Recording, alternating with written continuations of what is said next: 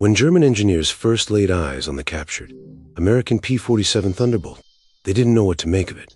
The sheer size, the brutal engine, and the toughness of its frame made it look less like an aircraft and more like a flying tank. They stripped it apart, piece by piece, expecting crude American over-engineering. But by the time they finished, one senior engineer whispered, "We have never seen power like this." This is the story of how the Luftwaffe's brightest minds dissected one of the most feared fighters of World War II, only to realize that the Allies had built something far beyond their reach. By 1943, the air war over Europe had turned into a brutal test of endurance. The Allies needed a fighter that could escort bombers deep into German territory, survive heavy flak, and outfight anything the Luftwaffe could send against it. The answer came in the form of the Republic P-47 Thunderbolt, a monster of an aircraft powered by the Pratt & Whitney R-28 Thunderbolt double wasp engine. It wasn't sleek like the Spitfire or nimble like the Bf-109. It was massive, noisy, and unapologetically American.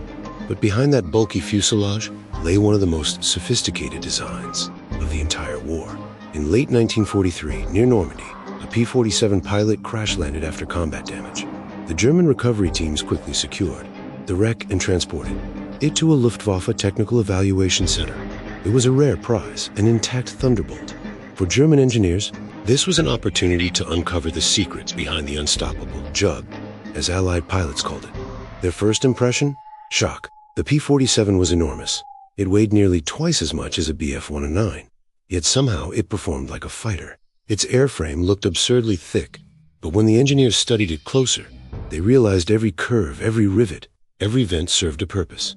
The Thunderbolt's design wasn't crude. It was deliberate, optimized for one thing: survival at high speed and high altitude. The Germans had spent years chasing lightness. The Americans had chosen power. At the heart of the Thunderbolt was its 18-cylinder, 2,000 horsepower, radial engine, the R-28 WWII. It wasn't just powerful. It was engineered to withstand punishment that would rip a German inline engine apart.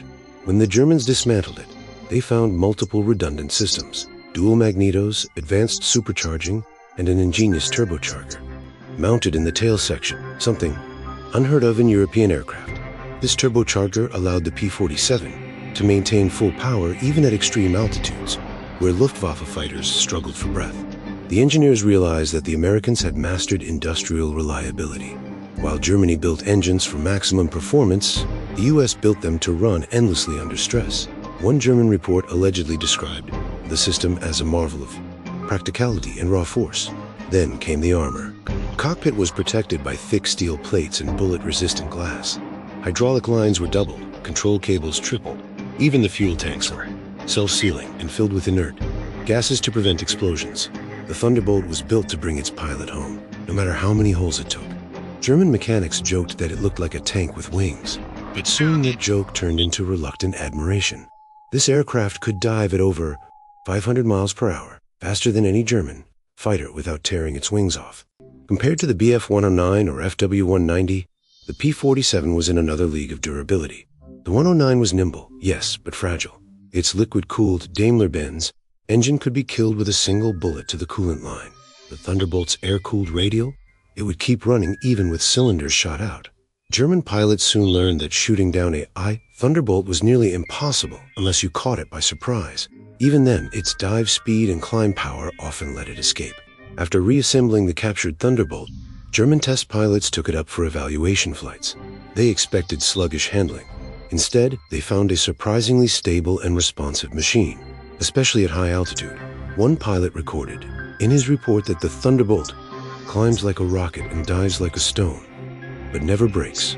Engineers studying the flight data realized the Americans had achieved something extraordinary, a combination of brute force, stability, and reliability no German engine could match.